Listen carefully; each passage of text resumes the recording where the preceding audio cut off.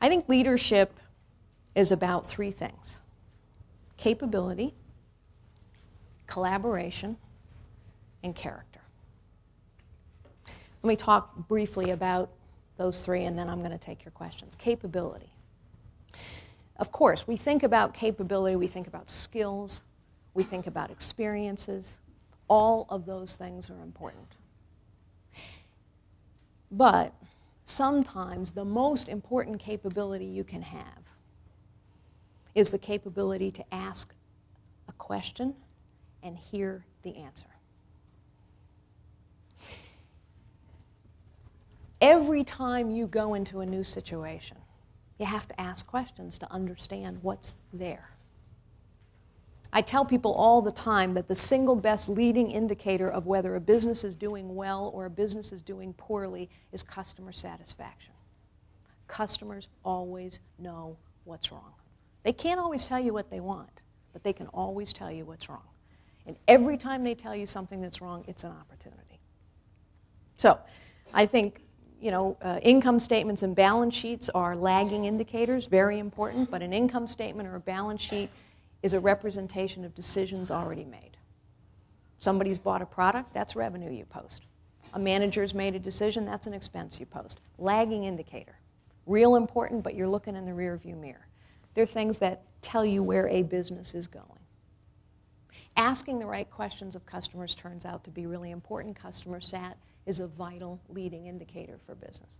And if you doubt me, way back in 2002, we were going through the proxy battle and the merger, and I made the incredibly outrageous comment that Hewlett-Packard would become the leading technology company in the world and would beat both IBM and Dell.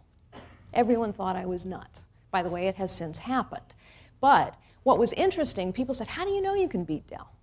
I said, well, because we can replicate their cost structure, we can replicate their distribution model, and because, if you observe, our customer sat is going up and theirs is going down.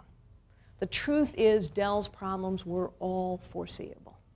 All you had to do was look at the fact that they had quit innovating, they had stopped taking risks, they were relying on the same competitive model for too long, and their customer sat was straight down. It was only a matter of time. Which is why rate of innovation, the ability to take risks, the ability to celebrate new ideas, is also a leading indicator of a business. So capability, you got to ask the right questions. Capability, you have to celebrate new ideas, take risks all the time, try new things. Because however good the answers you have had are, every person, every organization eventually reaches a time when the old answers aren't good enough anymore. And then the only thing that works is creativity and new ideas and risk-taking and innovation. The other important part about capability, I think, is to keep learning, to learn something every day.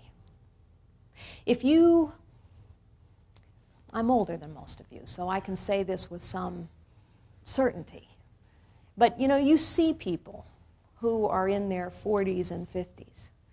And some people at that age are 60s or 70s or 80s.